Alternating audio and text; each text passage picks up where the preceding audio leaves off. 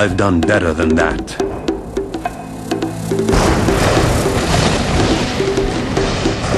You'd think you'd know his name. Every time you switch on a light or turn on your radio, his contributions are as far-reaching as those of Albert Einstein, Isaac Newton, or even his nemesis, Tom Edison. This mysterious, tall, dark Serbian invented alternating current, wireless communication, the modern electric motor, basic laser and radar technology, X-rays, neon, robotics, remote control and cellular technology, and even Star Wars tactical warfare, all over 100 years ago. Yet today, who's ever heard of Nikola Tesla? How could history overlook such an incredible legacy? During his last moments on Earth, he no doubt asked himself the same question. Lying in a forgotten hotel room, alone and penniless, now 86 years of age. This is where our story begins.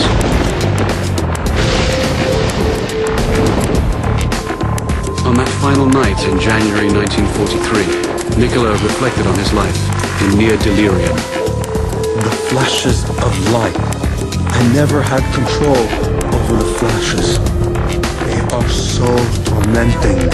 Unstoppable images would flood his mind, accompanied by powerful flashes, like countless times before, due to a strange lifelong condition of his. When the word was spoken to me, the image of the object would appear vividly.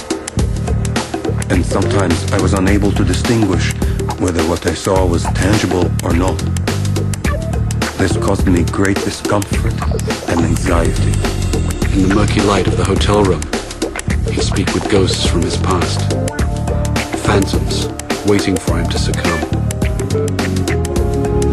He remembered triumphant moments when he was struck with the vision of his world-transforming electric motor, the same design that's used everywhere today. Like a flash of lightning, in an instant the truth was revealed. He was so sure of his breakthrough that he felt compelled to share it. He sailed for New York City, the seat of the modern world.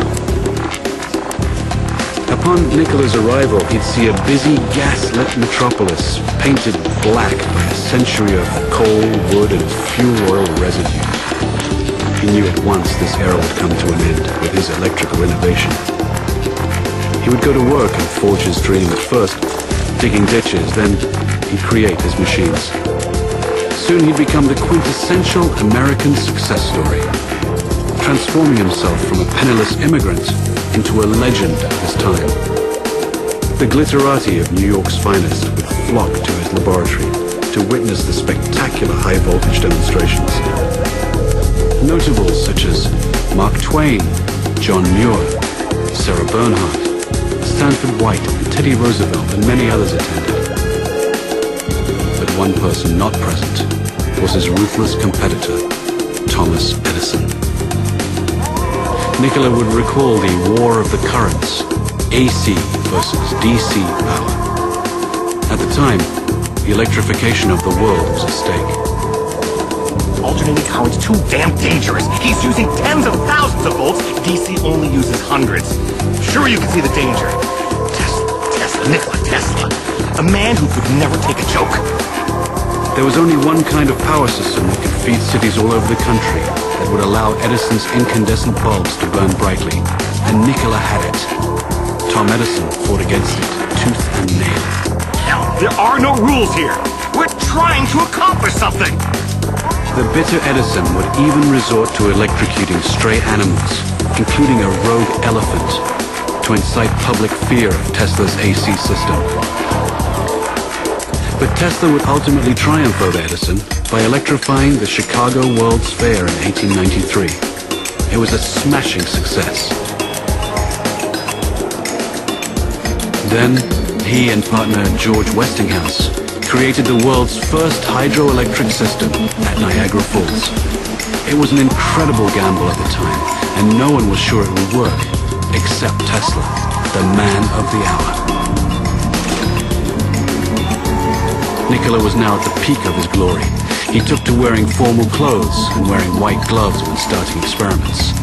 He was a mystic who wrote and recited poetry and could speak 6 languages, yet he couldn't help his idiosyncrasies. I counted the steps in my walks and calculated the cubical contents of soup plates, coffee cups, and pieces of food. Otherwise, my meal was unenjoyable.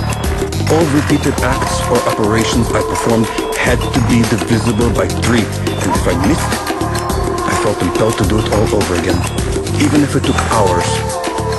He learned to control his runaway mind with supreme discipline. Tesla's unquenchable fire drove him onward, working 20-hour days, reaching for perfection. Nikola was exceedingly vulnerable in this regard. Wall Street monster J.P. Morgan was always lurking in the background, salivating over Tesla's patents. He wanted total control of the new power industry and would even crash Wall Street in order to shake out the competition. J.P. Morgan towered above all the Wall Street people like Samson over the Philistines. There were repercussions. One dark afternoon, Tesla tore up his own royalty agreement with Westinghouse, a contract potentially worth billions of dollars, in order to save their company from financial doom. This insane act of generosity was never reciprocated, even after Westinghouse's death in 1913. Despite the volatile world of finance in those days, Tesla was still courted by the rich and powerful. Nikola would soon engage the biggest fish in the pond while undertaking his greatest venture, Wardenclyffe. This fantastic structure was the very culmination of Tesla's vision to create a worldwide communication system for sending sound and pictures. The primary goal was to beat Marconi for the honor of